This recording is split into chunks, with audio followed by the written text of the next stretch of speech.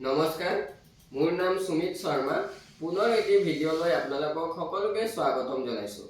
আৰু আজি মই আপোনালোকৰ মাজত কথা পাতিম যে শিশুসকলৰ পঢ়াৰ ওপৰত কেনেকৈ আকৰ্ষণ কৰিব পাৰি।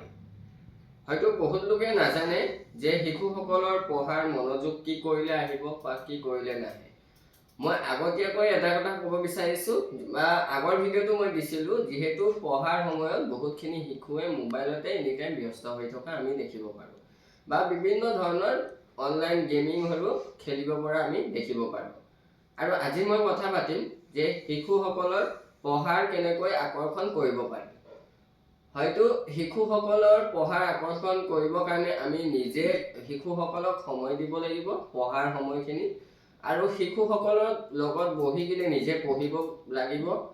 আৰু নিজে পঢ়াৰ ওপৰত কি হয়, তেতিয়া মানে শিশুসকলৰ পঢ়াৰ আকৰ্ষণটো বাঢ়ি যায়।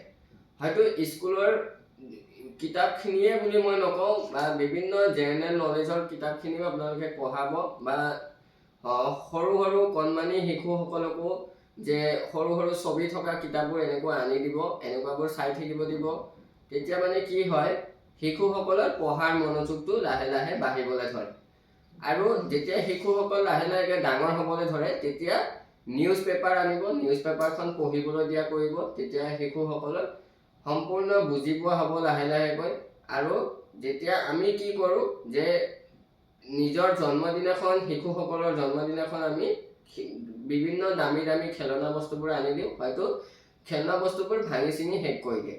বা আমি কি কৰিব লাগে, নিজৰ জন্মদিনাখন বা শিশুসকলৰ জন্মদিনাখন যে আমি কিতাপ এখন উপহাৰ হিচাপে দিব লাগিব, দিব পাৰোঁ বুলি মই ভাবোঁ। যিহেতু হয়তো তেওঁলোকে কিতাপখন পঢ়ি পিছলৈকে তেওঁলোকৰ কিতাপখনে বন্ধু হ'ব পাৰে।